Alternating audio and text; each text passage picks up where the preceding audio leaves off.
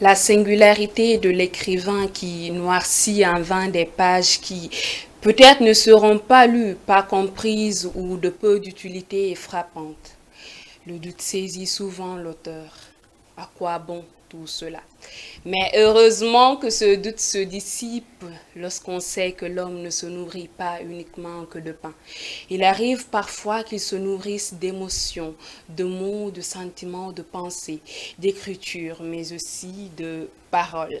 Je ne parle pas que d'expression orale, mais d'art oratoire.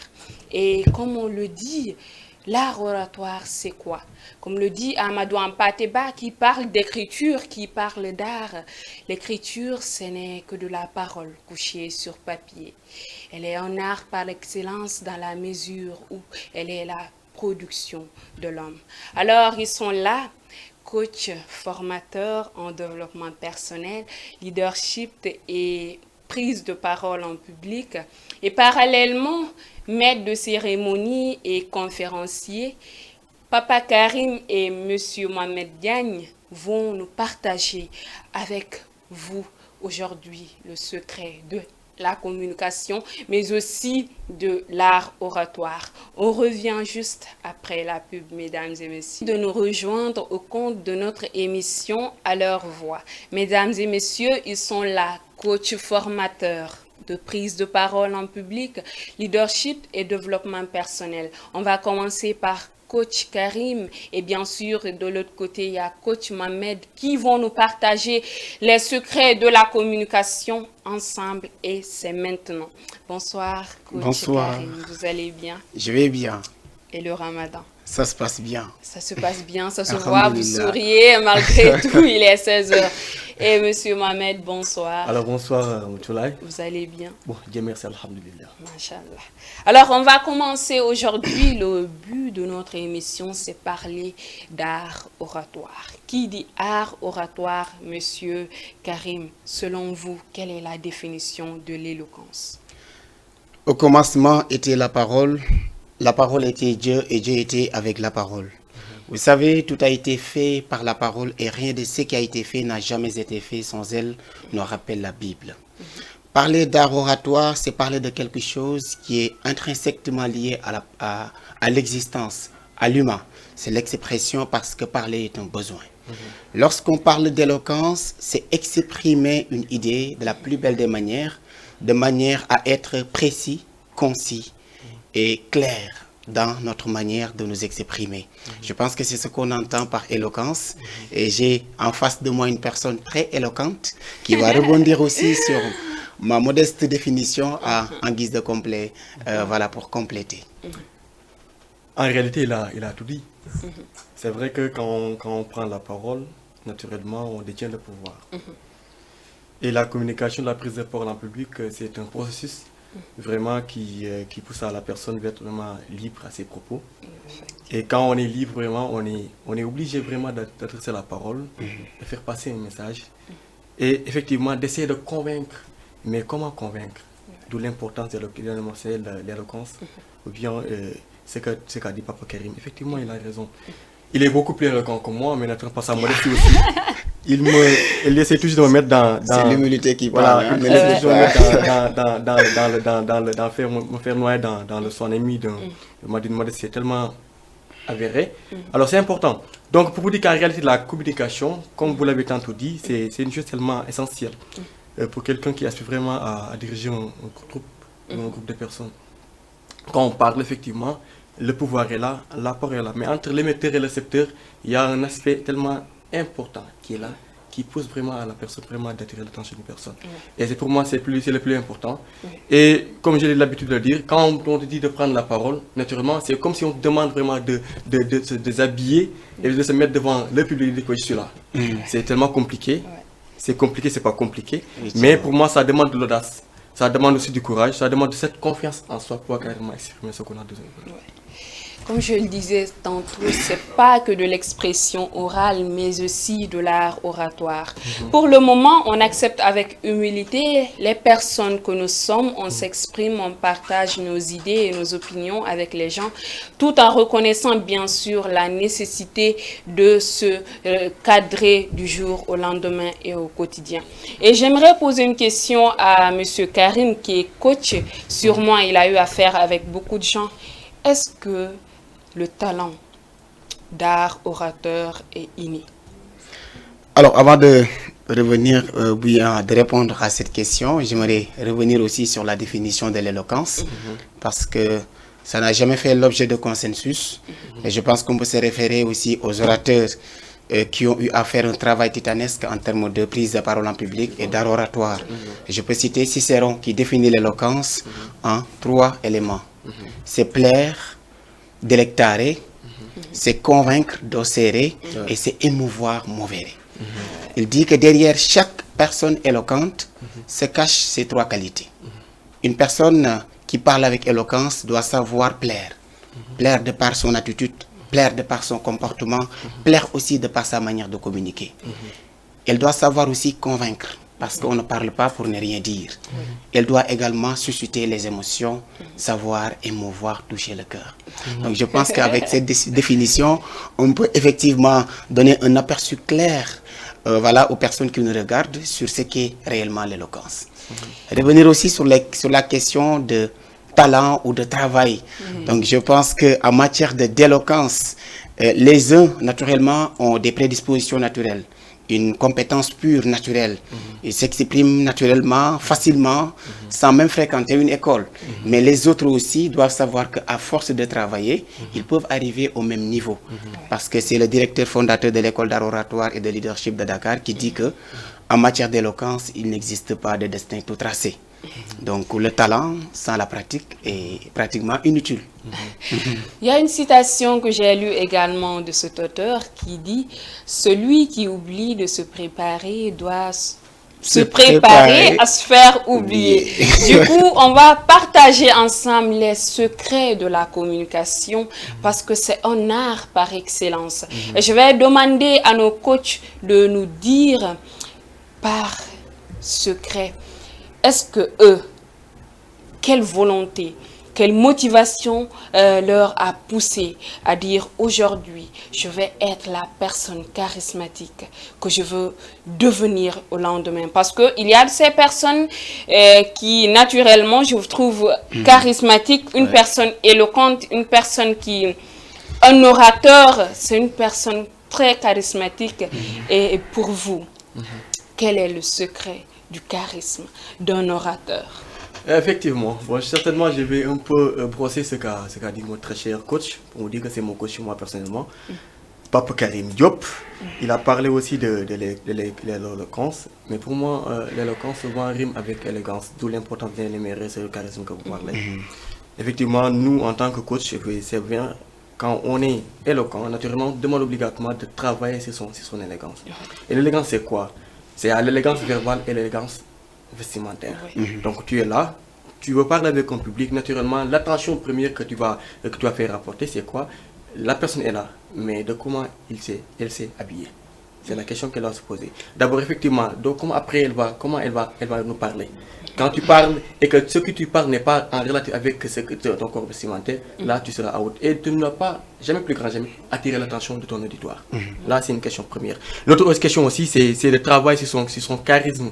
Oui, il y a des personnes qui naturellement qui sont nées comme ça. Je suis né voilà, élégant, je suis né voilà, avec le charisme, mais il y a des charismes qu'on doit travailler. Oui, trouver une référence. Oui, Papa Karim, c'est ma référence. Effectivement, elle est là, elle s'habille comme ça. Donc, je suis obligé de voir comment faire pour essayer voilà, de se rattraper de lui. Et si tu arrives à répondre à cette question-là, naturellement, Papa Karim, s'il traverse, on va naturellement dire qu'il y a Papa Karim, bien le synonyme de Papa Karim qui va passer. Et là, ça serait beaucoup plus cohérente, ça serait beaucoup plus harmonieuse dans la mesure où vraiment le public qui vous regarde ou bien la personne qui vous suspecte, naturellement elle va quand même vous surveiller dessus par rapport à ce que tu essaies de promouvoir là-dessus. Donc pour moi c'est important aussi de parler du charisme, c'est important de parler de l'élégance, mais tout à l'heure il y a une question que vous avez énumérée, vous avez brossé, c'est la préparation. La préparation, connaître son public, se mettre en scène avant d'aller adresser à son auditoire. Il y a des gens qui sont naturellement comme ça. À l'air libre, elle peut parler comme ça. Il y a des gens qui obligatoirement doivent se préparer pour carrément adresser en public. Et quelqu'un qui se prépare davantage pour adresser en public à un sujet bien défini, à une thématique bien définie, il aura beaucoup plus d'impact, de chance pour carrément convaincre. Et maintenant, entre quelqu'un aussi qui ne s'est pas préparé et ils veulent vraiment carrément venir impacter, voire même convaincre, là ça serait un peu compliqué pour lui. Et quand on se prépare, son élégance devient naturelle et tu parles avec aisance. Là aussi c'est important de le souligner, comme l'a dit mon très cher coach. Et en tout cas c'est ça, si on se prépare, l'éloquence vient naturellement et on parle avec aisance et on va impacter positivement notre auditoire. Comme je l'ai dit tantôt, l'art oratoire, la parole, c'est en tout. Et en tout, c'est ce qui a un commencement et une fin. Du coup, notre menu du jour, on parle d'art oratoire, mais c'est vaste. On ne peut pas tout parler en 1 heure ou 30 minutes. Du coup, on va se focaliser plutôt sur les postures, les fondamentaux de la prise de parole, les techniques d'art oratoire et enfin, comment gérer le stress et le trac. Voilà les points clés que nous allons énumérer tout au long de notre émission, à leur voix bien sûr, à travers vos voix. Vous allez nous apprendre comment on s'arrête, comment on parle, comment on gère le trac qu'on a dans le ventre. Et je sais que Papa Karim, il m'a vu. C'est pas un secret, il m'a vu. En fait, parfois, on est libre, mais quand tu sors ailleurs, tu vois des gens et tu sais que ces gens ont travaillé, ont fait une préparation. Tu te dis, moi aussi, il me faut ça. Du coup, on va premièrement parler des postures avec nos coachs. Alors, c'est toujours intéressant de rebondir sur mon frère. Je vois qu'il y a une complémentarité, une complicité. Et c'est bien, oui. Parce que comme vous l'avez dit, derrière ces deux personnes qui veulent parler se cache une histoire, une motivation. Très tôt, on a fréquenté le milieu universitaire, la vie sociale. Et quand on parle de diriger, il y a toujours la parole qui vient compléter aussi notre posture en tant que dirigeant. Donc c'est ce qui nous a permis aujourd'hui de pouvoir être au devant de la scène. Et c'est l'envie de servir, c'est l'envie de communiquer avec les gens. Donc au début, ça n'a pas été facile. Lorsqu'on voulait parler dans le milieu estudiantin, on prenait la parole par hasard. Mais à un moment donné, on se rend compte que parole rime avec la préparation. Ouais, effectivement. Et le véritable talent, et cette habilité-là qui s'accompagne d'une bonne dose de préparation. Et comme il l'a dit également, notre élégance aussi est importante dans notre démarche, dans notre manière de s'exprimer, parce qu'on est toujours vu avant d'être écouté, entendu et compris. C'est pourquoi le fait de soigner aussi sa mise va contribuer aussi à renforcer son charisme additionnel. Parce que moi, je me dis que de base, le charisme est quelque chose qui est indéfinissable. Souvent, on voit une personne qui n'est pas élégante, mais qui est attirante. Moi, je me dis que peut-être qu'il y a un aspect divin, chez les uns et les autres. Maintenant, comme on l'a tout à l'heure dit avec le talent, ça ne suffit jamais. Il faut toujours travailler son talent. Même si on est charismatique, il faudra toujours avoir un style qui correspond à sa manière d'être et à sa manière de faire les choses. Je me dis que voilà, il fallait apporter quelque chose parce que cette complicité-là a toujours régné entre nous. Maintenant, ce qui concerne tout à l'heure, on a parlé de quoi? L'importance de la posture. Donc la posture qui est conseillée en termes de prise de parole, c'est la posture verticale, la verticalité. Parce que c'est toujours important lorsqu'on prend la parole d'être correct, mais également de dégager une posture de confiance. On va essayer, vu que moi je suis arrêtée. On va essayer de faire un petit peu. Ok. Comme ça. Oui. Les épaules. Dégager les épaules. Ok.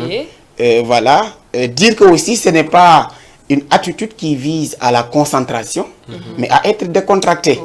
Parce que moi, au début, j'avais vraiment des confusions. Quand on me disait « soyez droit », c'est comme ça que je faisais. Je restais figé. J'étais droit, mais il n'y avait aucun impact. Je n'étais pas à l'aise. Pour dire que l'idée qui se cache derrière le fait de vous dire d'être droit, c'est déjà de vous dire d'être correct. Parce que souvent, ce n'est pas correct d'être comme ça. Donc le Ni d'être mieux comme serait ça. vraiment, oui, mieux d'être se replier sur soi, mais d'être décontracté en ayant vraiment une posture de confiance. Donc ce qui fait que en voyant Mohamed de loin, en ayant une posture imposante comme ça, je me dis que cette personne-là est au moins écoutable. Donc pour moi, c'est Il ça faut l'idée. souligner aussi que la posture de certaines personnes rime avec leur estime de soi, confiance en soi et valeur de soi.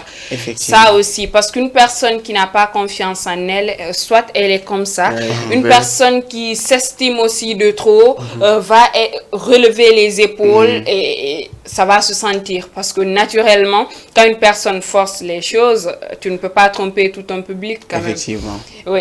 En parlant aussi de posture, on va aller secondo. Les postures, je me rappelle les postures.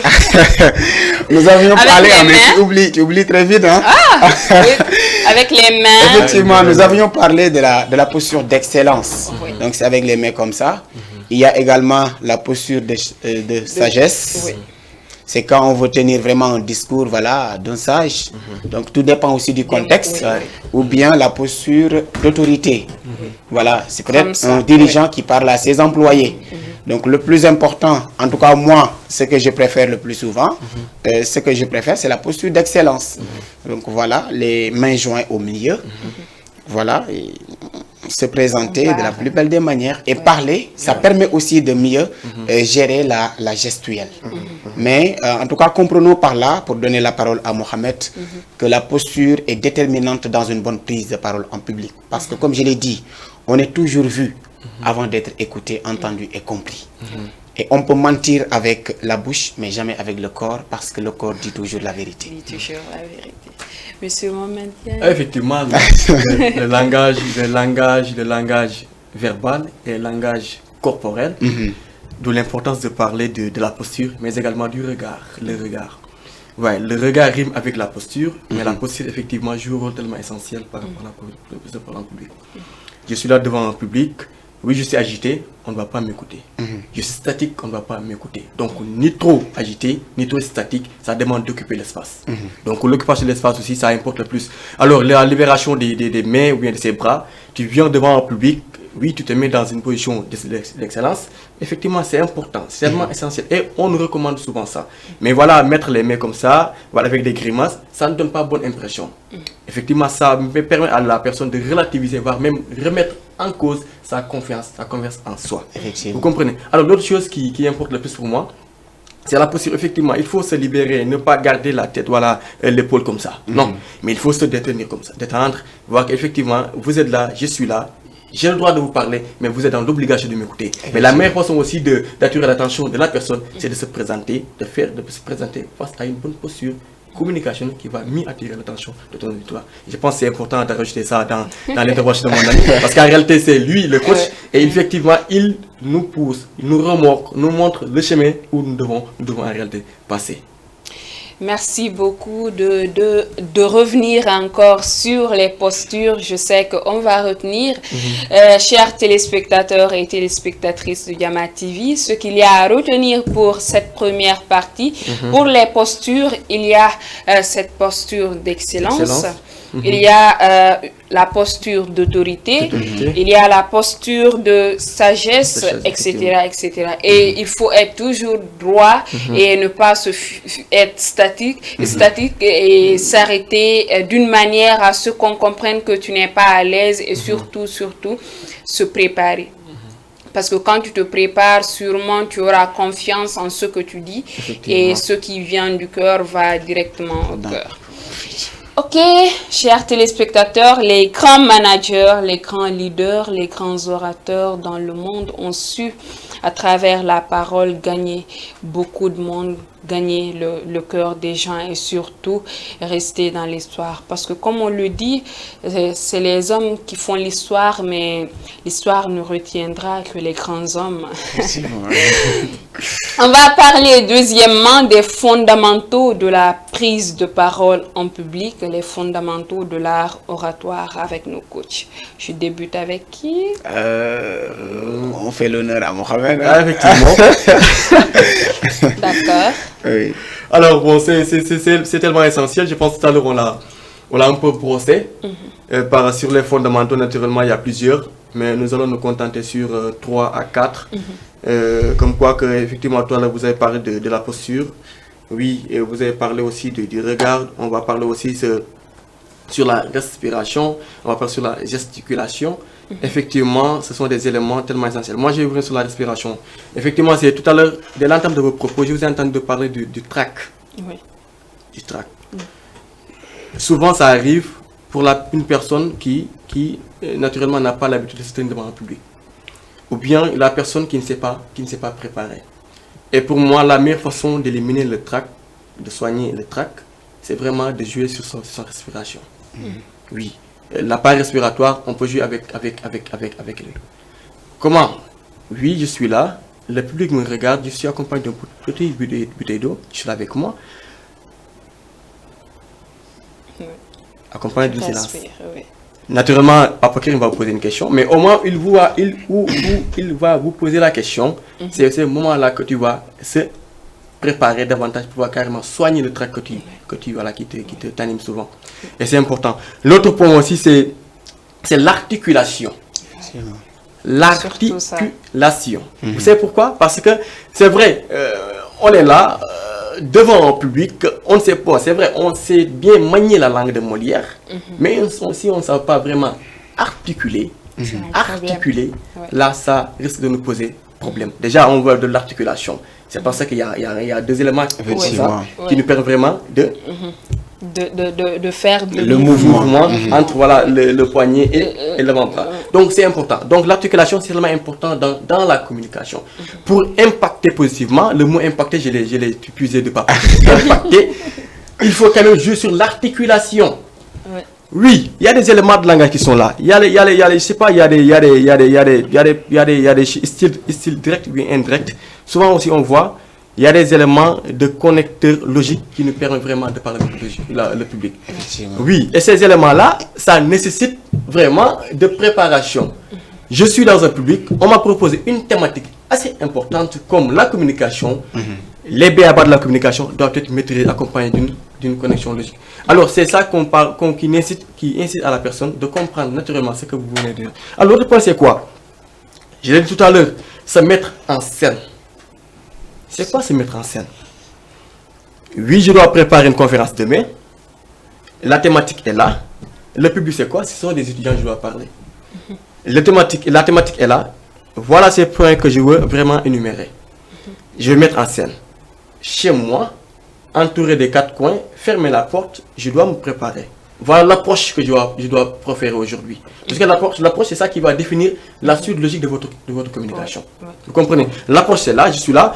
Oui, quand on parle, je l'avais dit un jour lorsque j'étais au Maroc, il y avait une citation que j'avais même lue quelque part, qui dit que avant de traverser la tempête, l'arbre doit s'enraciner profondément. Ce sont des approches. Papa Karim tout à l'heure, il a fait une bonne approche de communication qui m'a vraiment ébahi. Là aussi, vous l'avez fait. Alors cette approche-là va vous permettre, bien évidemment, d'avoir une mémise de votre auditoire.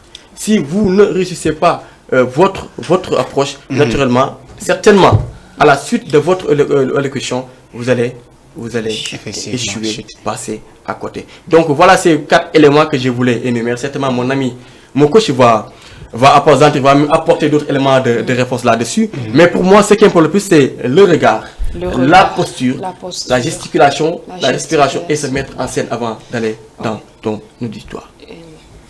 Coach. Alors que dire, hein? Il fallait commencer. Hein? Tu sais, comme je l'ai dit tantôt, c'est vaste. C'est vaste, c'est pour cela on va faire de passage parce que quand on rentre dans le regard, il y a plusieurs types de regards. Quand on regarde le silence, il y a des temps de silence. Quand on parle de... Vous avez énuméré aussi... La respiration et l'articulation. L'articulation, c'est lié à quoi? Et surtout, l'accroche et notre chute, Ça aussi, Surtout ça ça. dépend. Il y a plusieurs façons d'entamer notre discours. On peut commencer par une anecdote, on peut commencer par une histoire, ou bien reformuler d'abord notre sujet. Il y a des manières, ou par des chiffres, ou par des citations, des slogans. Tout ça, ça nous ramène à ce qu'on dit, entamer notre sujet. Et ça te permet d'être à l'aise parce que surtout, d'autres ont l'habitude de venir sur scène et commencer par saluer. Genre, bonjour, je suis tel, je suis tel. En fait, tu vas penser que les gens s'en foutent. C'est mieux que tu commences par ton discours, tu attires l'attention. Maintenant, au final, tu clôtures peut-être par ton nom. On va parler deuxièmement. Vous allez continuer. Alors, pour dire qu'on ne va pas tout dévoiler aujourd'hui, sinon les gens ne se feront pas coacher. Hein? Ah ouais. Alors, et c'est possible, c'est des coachs, vous pouvez venir vous former auprès d'eux, ils sont disponibles pour vous. Et voilà. Alors, comme l'a dit Mohamed, c'est toujours important. Pour les techniques, on a des panoplies de techniques. Mais ce qui est important aujourd'hui dans ce rendez-vous du donner et du recevoir, c'est de donner afin que les gens puissent les approprier, étudiants, cadres, leaders et managers, pour pouvoir exceller et monter en compétences. Donc moi, je parlerai sur 3 niveaux. Voilà, comme communication verbale, communication non verbale et communication paraverbale. Pour moi, ces 3 dimensions sont très importantes pour qui veut faire une bonne communication. Qu'est-ce qu'on entend par la communication verbale? C'est le choix des mots, c'est la maîtrise de la langue, c'est la maîtrise du sujet. Parce que en voulant faire une intervention, il faut toujours commencer par maîtriser la langue. Il y a des gens qui n'ont pas de problème de communication, mais des problèmes de langue. Des fois, tu vois quelqu'un qui vient te dire que moi, j'ai problème de communication. Il n'a ni problème de communication, ni problème de confiance en soi. Il a des problèmes de langue. Et je pense qu'à ce niveau, le communicant doit s'efforcer à maîtriser la langue à travers laquelle il s'exprime. Le deuxième niveau de communication, c'est la communication paraverbale. C'est ce qu'on appelle la voix. La voix aussi joue. Si on vous donne la parole quelque part et que vous commencez par bonjour à tout le monde, on dira qu'il n'est pas sûr de lui. Ou bien vous parlez à tout le temps, on te dit mais répète. Donc je vois que effectivement, toute bonne communication commence par la conviction. Non sine opinioné facundia. Il n'existe pas une bonne communication sans une bonne dose de conviction. Donc la personne qui est appelée à communiquer doit travailler vraiment sur son sujet, jusqu'à posséder son sujet. De ce fait, quand elle parle, on sentira même la voix accompagner la communication verbale. Et Mohamed aussi l'a tantôt dit, l'articulation. On communique pour se faire comprendre. Si l'articulation n'est pas bien, n'a pas sa place, ou bien n'occupe pas sa place comme il le faut, on ne sera pas compris. Et si on communique pour ne pas se faire comprendre, inutile de communiquer. Donc je pense qu'à ce niveau, il est important d'articuler. C'est-à-dire de bien appuyer sur les consonnes afin de mieux donner vie aux mots. Et enfin, la communication non verbale, c'est Albert Mehrabian qui l'a théorisé. La théorie des 3 communications, 3 niveaux de communication. Ils peuvent aussi après aller faire des recherches à ce niveau. Et ce qu'on appelle la communication non verbale, là apparaît ce qu'on appelle la posture, avoir une bonne posture, parler aussi du regard, c'est important. Donc, les gens souvent négligent le regard, alors que c'est un point déterminant dans une bonne communication, parce que c'est par le regard qu'on se fait écouter. Et à part le regard, on peut toujours parler de la gestuelle. Donc tout à l'heure, je ne prête pas attention à ma manière de faire de la gestuelle. C'est parce que la posture a été bonne. Quand la posture est bonne, le regard apparaît facilement. Et quand le regard apparaît facilement, on pourra faire de la gestuelle adaptée à la situation. Et enfin, terminer par le silence. Donc beaucoup aussi oublient de respirer lorsqu'ils doivent parler. Donc dans une bonne communication, il faut toujours commencer par la respiration. On ne commence pas toujours avec la parole. Tout à l'heure, vous l'avez fait. Au début de votre intervention, vous n'avez pas commencé par la parole. Vous avez commencé par respirer. Parce qu'il faut toujours demander l'attention des gens avant de s'exprimer. C'est pareil lorsqu'on est dans une salle où tout le monde parle, il faut les écouter. Effectivement. Donc, surtout l'écoute, on a un problème. J'ai toujours remarqué, par exemple, moi, je vais vous dire un secret, j'avais un problème d'écoute, du coup, j'avais un problème de silence. Effectivement. Je pouvais parler au début, j'interviewais des gens, mais je parlais rapidement. J'ai peur des blancs, j'ai peur qu'on dit la présentatrice, elle laisse des vides. Du coup, tu parles, parfois tu perds les mots, tu as de la salive dans ta bouche. Tu perds le charme. C'est intéressant. Et c'est le moment aussi de leur dire comment faire du silence. Le silence est en rapport avec la ponctuation orale, les virgules et les points. Quand on parle, au début, on commence par un silence. Mais face à une virgule, on met une demi-seconde de silence. À un point, deux demi-secondes de silence ou 3 demi-secondes de silence. Donc c'est important. Souvent, pour un débutant, il pense que quand il fait un silence, il va perdre le public. Alors que souvent, c'est même le silence qui vous permet de mieux capter l'attention du public. Donc, je pense qu'à ce niveau, c'est important de le Alors, je voulais juste représenter si c'est par rapport au regard, parce que je me rappelle très bien, un jour, j'avais suivi une intervention de Mayala Dabo, qui disait, voilà, si j'arrivais à captiver votre attention, j'aurais besoin de votre regard. Les yeux étant le reflet de l'âme. C'est quand on regarde la personne, effectivement, on parle avec l'âme de la personne. L'âme de la personne. Vous me regardez, les yeux rivés vers moi, vous me regardez ici en face de moi avec l'âme de la personne. Et quand on parle avec l'âme ou bien parle avec la personne, moi je préfère parler avec l'âme ou bien la personne. Parce que l'âme, il y a des composants beaucoup structurels qui vous permettent vraiment de lui mener dans un autre monde, le monde de la communication. Alors aussi, on peut regarder une personne, je vous regarde, oui, non pas pour vous juger, mais je ne vais pas me sentir effectivement vous me juger. Et quand on vous regarde une seule personne lors de votre intervention, c'est comme si que vous êtes en train de faire une conversation. Donc ce qui est beaucoup plus harmonieux, c'est quoi? C'est de regarder de la gauche vers la droite, mais se terminer vers toujours le milieu. Effectivement. C'est tellement important. Alors tout à l'heure, vous avez parlé de l'écoute. Oui, effectivement, il y a un adage qui disait que la capacité d'écoute est le secret de tous les grands orateurs. Effectivement. Quelqu'un qui ne sait pas écouter, mais naturellement, il ne va pas parler pour qu'on l'écoute, naturellement.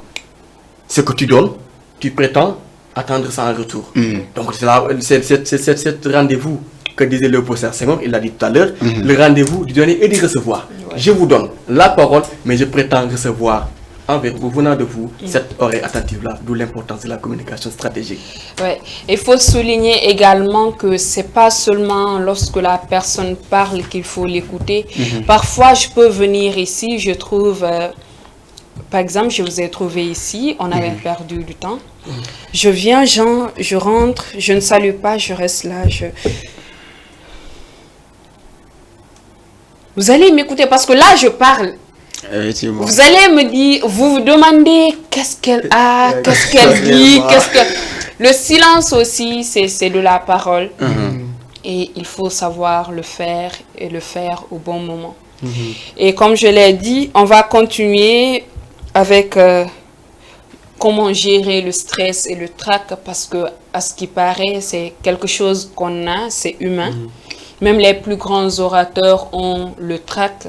Mais comment rendre cela en notre faveur, comment transformer cela en une source d'énergie, c'est la question que l'on se pose. Et je sais que c'est la question également que vous, téléspectateurs et téléspectatrices, vous vous posez, comment gérer cela, comment avoir le charisme. Parce qu'une personne, tu peux avoir l'articulation, tu prononces bien, tu fais les silences, mais quand tu as peur, ça se sent.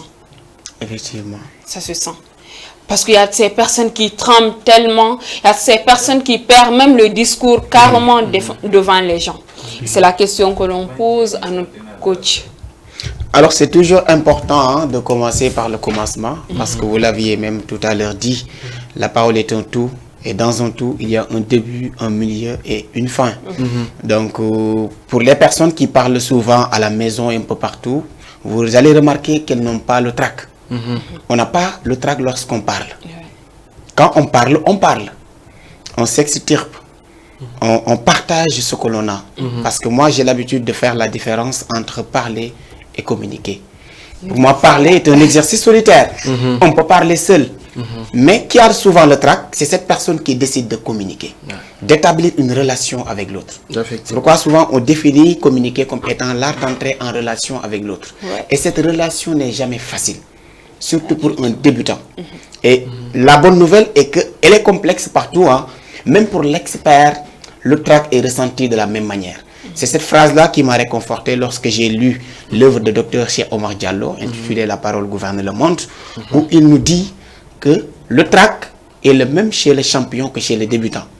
Et je me suis dit, mais attends, donc même les champions ressentent le trac.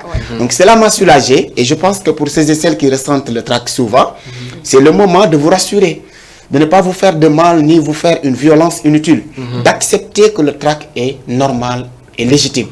Donc à ce niveau, quel est le travail qu'il faut faire? C'est l'accepter, afin de mieux l'apprivoiser. L'autre élément aussi qui est toujours important à ce niveau en ce qui concerne le trac, c'est une citation de Nietzsche aussi qui m'a réconforté à mes débuts, qui disait que je n'ai pas peur de la peur, mais j'ai peur du jour où je n'aurai plus peur. Donc c'est histoire de montrer que le trac est le même, est le carburant de la personne qui décide de parler. Parce que vous allez même remarquer que quand on parle et qu'on n'est pas sous pression, on peut se permettre de faire n'importe quelle erreur. Mais dès qu'il s'agit de communiquer, là c'est notre personnalité qui est en jeu. On commence à faire attention aux mots employés. Si c'est le ou la, si c'est un ou une.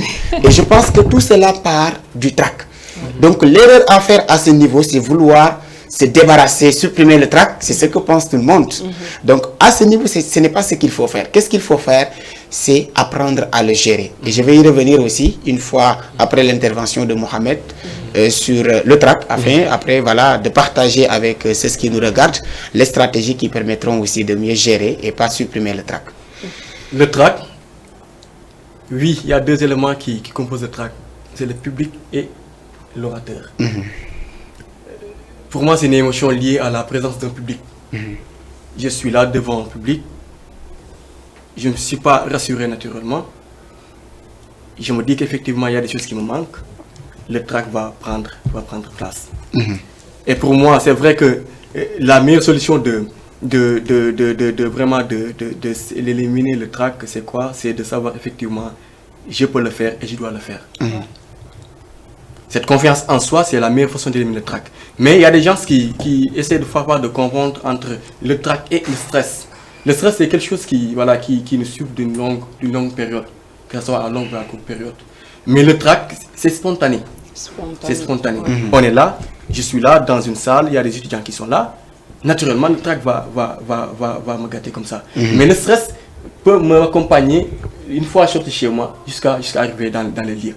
Pour dire qu'effectivement, psychologiquement, je suis pas prêt. Tranquille. Je suis pas tranquille. Là, c'est le stress. Mais le trac, ça vient au moment Surtout si c'est un discours, lorsqu'on t'appelle Coach Papa Karim sur scène, sous vos ovations, mesdames et messieurs. Là, tu entends boum, boum, boum. Et il y a même des modérateurs qui exagèrent. Hein?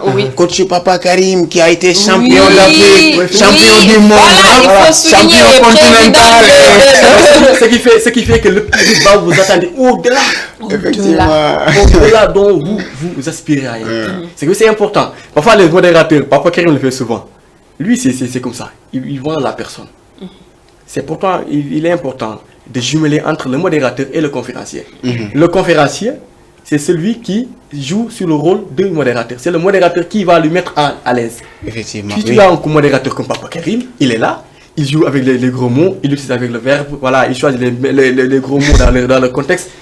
Oui, Ramatoula, communication, coach en développement personnel, il a fait le tour du Sénégal, etc. Le public va vous attendre dans un monde où Ramatoula n'est pas encore. Et c'est nécessaire maintenant de venir avec une blague, soit tu reproches, par hasard tu dis oh coach Papa Karim, mais quand même, comme vous l'avez fait, de l'humilité, là c'est un jeu. Tu rigoles, tu montres au public, ah je m'attendais pas. Est-ce qu'on parle de moi réellement? Est-ce qu'on parle de moi? Je suis une modeste personne. Et effectivement, ce sont les mêmes propos que disait le juge Kéba Mbaye. Effectivement. Lors de sa leçon inaugurale à l'Université de Dakar, c'était en 2005, je ne me trompe pas. Le professeur, le présentateur, parle de Kéba Mbaye comme un Kéba Mbaye qui est un extraterrestre. Les anges. Voilà. Mais lui, par sa modestie, il lui dit voilà, tous ces propos, je pense que vous faites allusion à une personne qui n'est plus là. L'humilité. Et que déjà, tu gagnes le cœur du public. Effectivement. Regarde, ces gens, ils vont t'applaudir et maintenant, tu te sens à l'aise de communiquer. Mais c'est quand on te gonfle le modérateur, d'autres aussi abusent. Et viens maintenant, toi aussi, tu gonfles les épaules, tu viens. Gare à toi de faire. Il ne faut pas bomber cette torse-là. Il faut garder l'humilité. Voilà, il faut garder l'humilité. Toujours essayer de voir l'approche. Parfois, l'approche, c'est là où l'approche est importante. Oui. Papa Karim vous lance dans un monde, mais rassurez-vous, à travers Papa Karim, vous pouvez carrément attirer l'attention du public. Oui. Effectivement, il parle toujours de Papa Karim. Il y a Mohamed Diagne, hein? Oui. C'est un jeune aussi engagé, voilà, très actif dans le milieu associatif, un conférencier, quelqu'un qui a fini même de faire ses preuves. C'est par humilité qu'il répète mon nom. Et j'avoue que c'est mon coach. À chacune de mes interventions, merci beaucoup, je demande ses retours. Et il me dit, voilà, il fallait faire ceci, il fallait faire cela. Non. Donc ça aussi, je pense que c'est important de le préciser. Pour dire que communiquer, c'est un acte d'humilité. Oui. Parce que moi, je me dis qu'on ne peut pas dire quelque chose qui n'a jamais été dit. Qu'est-ce qui est propre à la jeunesse? C'est faire autrement. Tout ce qu'on est en train de dire actuellement a été dit. Mais qu'est-ce que nous pouvons apporter à ce niveau? C'est une touche d'innovation. Et au moment où on sait qu'on ne peut pas dire quelque chose qui n'a pas été dit, donc je pense que c'est à ce moment qu'on doit avoir une prise de conscience sur notre démarche d'humilité.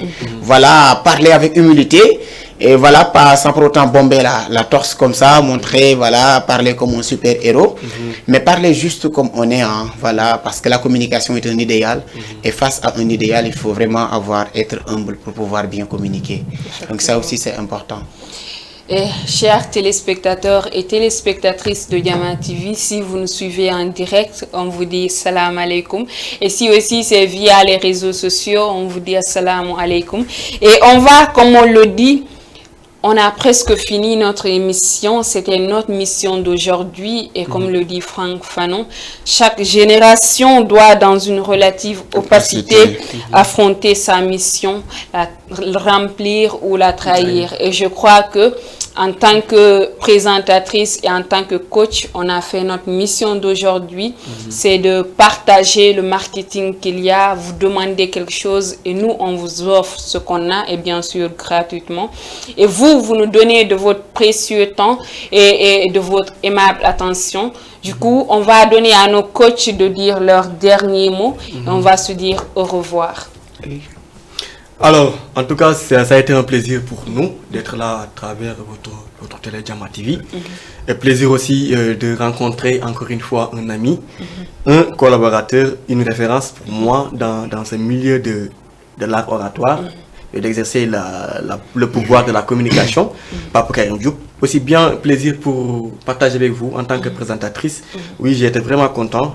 Et ça a été plaisir pour moi. Pourquoi? Parce que c'était pas évident aussi. Voilà, vous nous demandez de parler de l'art oratoire, mais là, vous pouvez vous seul pouvez le faire parce que l'approche était là, la gesticulation était là, ou bien effectivement tous ces éléments nécessaires pour faire une bonne prise de parole en public est là, même si vous êtes à travers une émission. Là, j'étais vraiment à l'apprécier devant le public ou l'audience qui nous suit. En tout cas, c'est ça, pour vous dire que la communication, c'est quelque chose d'assez important. Un leader qui aspire à gérer un groupe de personnes, naturellement doit travailler en premier lieu sur sa communication. Maintenant, la communication vestimentaire est là, la communication verbale est là, et il y a d'autres éléments qui pourront carrément reconforter ces styles de communication. Et l'autre chose que je voulais vraiment terminer, Papa Karim l'a dit dès l'entame de ses propos, pour dire que faire la communication ne fait pas d'une personne une bonne communicante. Cette bonne communication-là, c'est quelqu'un qui a la formation d'abord, mais qui a plus cet art inné de la communication. L'art inné de la communication va vous faciliter les choses. La formation que la personne doit faire sur 10 ans, là, vous pouvez le faire sur 1 an. C'est que vous avez l'importance d'avoir cet art inné de la communication. Et ça relève du tout-puissant Allah. Exceptons que le puissant Allah va nous accompagner, nous accorder cet art inné-là, pour qu'on puisse vraiment faire le tour du monde comme l'a fait Papa Karim. Alors, merci beaucoup Ramatoulaye pour cette invitation, pour ces moments que nous avons partagés ensemble, et qui sont des moments utiles, parce que ça nous a permis, nous, de donner, mais également de recevoir de vous. Comme l'a si bien dit Mohamed, elle seule peut faire ce qu'on appelle l'émission. mais c'est par grandeur qu'il nous a invités, qu'elle nous a invités afin que nous puissions venir partager notre modeste connaissance et expérience. Et rien que pour cela, nous vous en remercions. Et nous vous en remercions. Et apprécions aussi votre manière de faire, parce que vous ne faites pas partie de ces modérateurs qui mettent mal à l'aise les invités. Donc, vous nous avez vraiment mis à l'aise. Et merci pour cela. Et trop fier aussi, très très fier de partager ce plateau avec mon ami, mon frère, Mohamed Diagne. Donc c'est quelqu'un qui est connu par son pouvoir du verbe, sa capacité à convaincre, à établir aussi le dialogue et la discussion. Parce qu'il y a les coups que là où il y a manque d'écoute, c'est Bertrand Perrier qui nous l'apprend dans son œuvre La parole est un sport de combat. Il dit que la violence naît dans l'incapacité de se défendre. Une personne qui insulte montre sa faiblesse. Une personne qui est là à se bagarrer, se chamailler, je pense qu'elle révèle inconsciemment son incapacité à pouvoir convaincre. Je pense que le monde doit tendre vers vraiment cette logique-là et cette dynamique. Qu'importe la vision, qu'importe le domaine, que les gens aient cette possibilité-là, ou bien cette habitude de se mettre sur table, de discuter. Parce que moi, je me dis que la différence est une source d'enrichissement mutuel.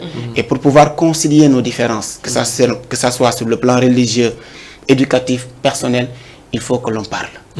Et je pense que c'est cette parole-là aujourd'hui qui a été rendez-vous et qui vraiment au cœur de tout ce que l'on fait.